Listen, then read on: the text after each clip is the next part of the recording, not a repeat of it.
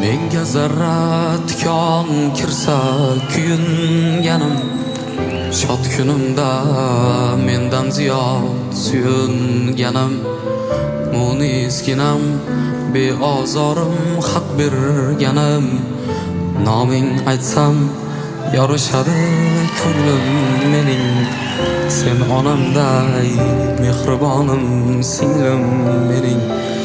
Noming aytsam yorishadi ko'nglim mening, sen onamday mehribonim singlim mening.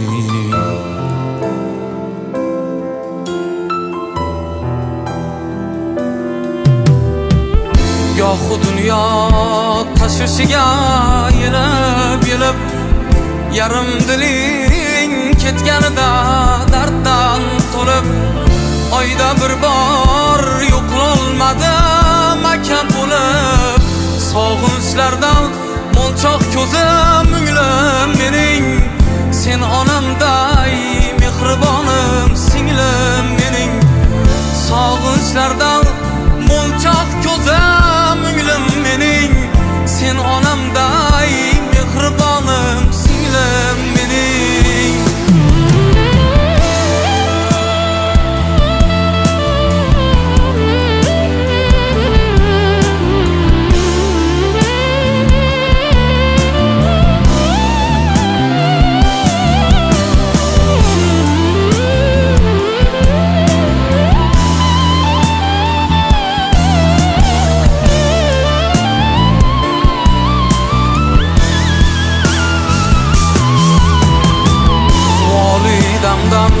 Omonatim yo'q borim, qaddimni tik aylaguvchi nomus orim, oq bulutday ko'ylak toza beg'uborim, to'lib ketar bir kulgingdan ko'nglim mening, sen onamday xushzabonim singlim mening.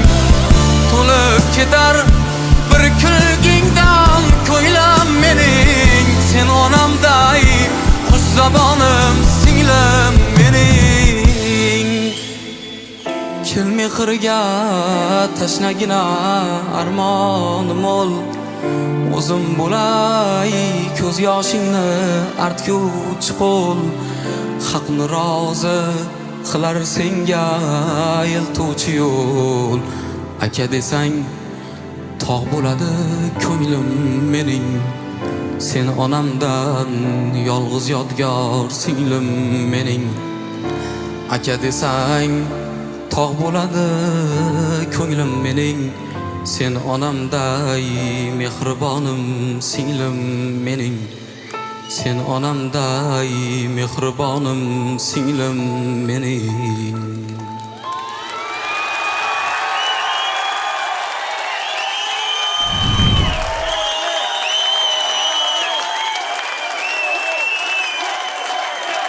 Rahmat. Yahyobek G'aniyev. Rahmat. Qo'shiq haqida o'zingiz to'liq ma'lumot bersangiz, so'ng hakamlarimiz fikr bildirishni boshlasalar. Marhamat. Azamat aka degan akamiz bor, shoir. Shuni bitta she'ri juda ham yoqib qoldi. Meni hayotimga ham to'g'ri keladigan qarasam, gitara bilan birgalikda kuyga solishga harakat qildim. Qo'ldan kelgancha endi ustozlar. Albatta Yahyobek loyihada ishtirok etish mobaynida dasturlarning birida onalarini yo'qotdilar va aynan mana shu katta yo'qotish unga to'g'risi ustozlarimizni hayot tajribasida ko'rganmiz. Ular ham o'sha yo'qotishlar bilan sahnaga chiqqan va mana shu yo'lni tutdi. anchagina yaxshi ijod qildi. O'zini yo'qotmadi, hayot davom etishini va albatta o'sha tanlovda o'zini ijodini davom ettirgani menimcha katta ulardan iroda va matonat talab qildi. Yahyobek, harakatingiz, imkoniyatlaringiz qanaqadir hech kimga o'xshamagan bir chiroyli rang bor sizda. Mana shu ijodkorga o'zi eng muhim narsa shu. Ya'ni hech kimga boshqalarga o'xshamaslik. Bugun siz o'zingizni yo'lingizni topsangiz bo'ladi, bemalol o'zingiz ijod qilsangiz bo'ladi. O'sha oldingi chiqishlaringizni ham kuzatdim. Yana qaytarib aytaman, bugun biz kamchilik aytishga kelmadik. Bor, o'ziga yarasha endi hali yoshsizlar, bu tabiiy.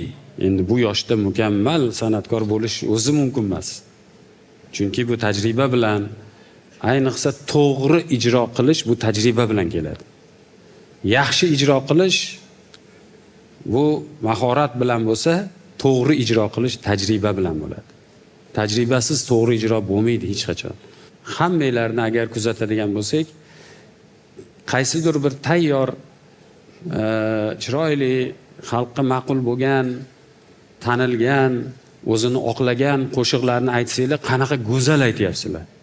Chunki u shunaqa tayyorlanganda u qo'shiq. Tushuntira oldimmi? U qo'shiq shunaqa tayyorlangan. Shuning uchun uni sizlar juda go'zal qilib ijro qilib taqdim eta olyapsizlar. Mana shu o'zingizlarning asaringlarga kelganda sal kamchiliklar ko'rinib qolyapti. Aytyapman-ku, o'sha boshidan kuzatib keldim, juda imkoniyatlaringiz zo'r. Juda ham xalqona, ham sizni estrada aytganlaringizni ham eshitdim. Hamma tomondan qanaqadir o'sha to'g'ri yondashyapsiz qo'shiqlarga. Sizlarga bundan buyog'iga faqat yulduz bo'lish yarashadi. Shuning uchun shunga xizmat qilib harakat qilinglar. Endi bir kichkinagina kamchilikni aytib o'tmoqchiman. Bugungi hozirgi chiqishingizda bu loyiha o'z nomi bilan artist. Ani qiz qolib ketdi ayoqda.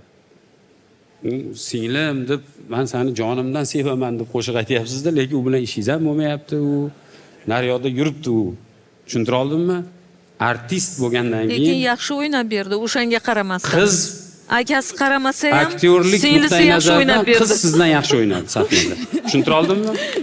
Shu kichkinagina qizcha, agar shu qiz ham harakati bo'lmaganda u nimaga chiqdi degan savol bo'lardi. Bular nimaga chiqdi o'zi, mana bu rekvizitlar nimaga kerak? Shuncha ish nimaga qilindi degan savol bo'lardi. Shuni o'sha qiz rahmat deb qo'yasiz, u qiz yopib turdi, ya'ni kamchiliklarni yopib turdi uncha-muncha. Lekin kelgusida mana shuncha dialog qilish mumkin edi hozir bu qiz bilan. O'ziga ko'ziga qarab aytishingiz mumkin edi shu so'zlarni. Biron marta unaqa narsa bo'lmadi. Hech bo'lmasa tiz cho'kib, bag'ringizga bosib, ko'ziga qarab 2 marta shu so'zlarni, o'sha nima deydi? Shu singilga aytilayotgan ta'riflarni yana ham jonli bo'lganda bu ehtimol ko'zimizga ham yosh kelardi. Agar shu holatlar bo'lganda. Iltimos, muxlislar, biz fikrimizni bildiraylik. Bo'lmasa sizlar o'tiringlar bu yoqda. Bilyapmiz hayajonlanganini. Biz ustozmiz, kamchiligini bugun aytishimiz kerak. Ertaga aytib nima qilamiz buni? U sahnadan ketgandan keyin orqasidan gapirib, bugun aytamiz. Biz bu bolalarga qanaqadir haqorat deb qabul qilmanglar. Boshida shuning uchun aytayapmiz sizlarga. Bular allaqachon loyiq, o'zini isbot qilib bo'lgan.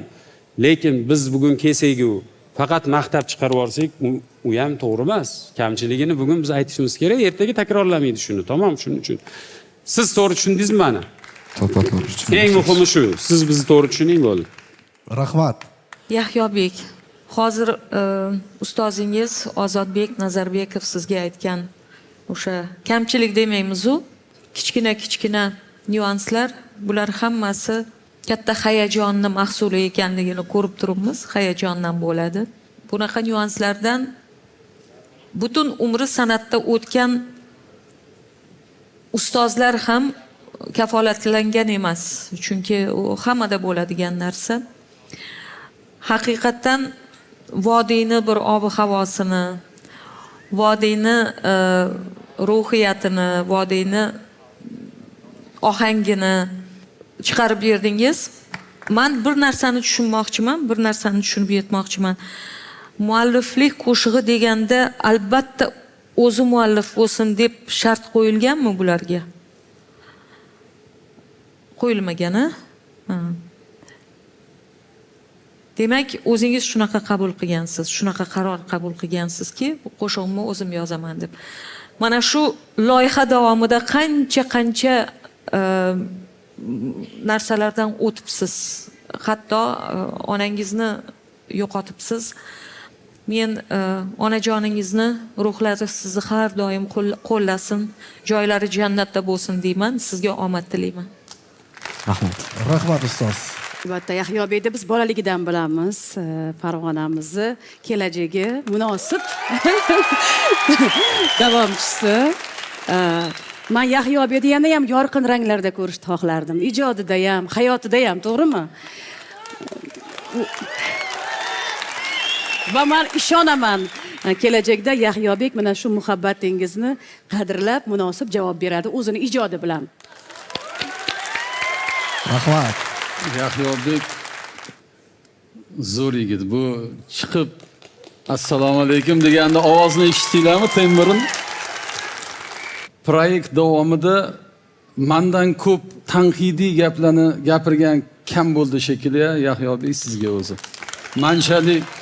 Manchalik sizga ko'p tanqidiy gapirgan bir ustoz bo'lmadi shekilli. Chunki men bu yigitni juda zo'r bo'lib, mana shu O'zbekistonimizda juda bir zo'r bir san'atkor bo'lib yetishishni xohlaganman va shu narsani juda ham ko'p gapirdim. O'zi biladi, orqada ham ko'rishib, juda ham ko'p maslahatlar berdim. Sahnada o'zini qanaqa tutish. Albatta o'zimiz ham o'rganyapmiz. Hozir Ozodbek Ahmadovich aytganlari mualliflik to'g'risida endi hali ozgina pishmaganligi, haqiqatan hali yoshda bu yigitlar. Masalan, o'zimiz ham 10 yil oldin aytgan qo'shig'imizni bundoq eshitib ko'rsa, mana bu yerda kamchiligi bor ekan deb aytamiz. Yosh o'tgan sari odam pishib tajribasi oshgandan keyin ana unda zo'r qo'shiqlar yana yaratasiz, xudo xolasa. Bu qo'shiqni masalan hozir vaqt o'tgandan keyin eshitib ko'rib, o'zingiz ham masalan tajribasi yuqori bo'lgan ustozlarni fikri to'g'ri ekanligini anglab yetasiz. Sizga faqat omad tilayman, eng zo'rlardan bo'lishingizga tilakdoshman. Sog' bo'ling. Rahmat. Rahmat kattakon. Yahyobek G'aniyev edi, olqishlab qo'yamiz.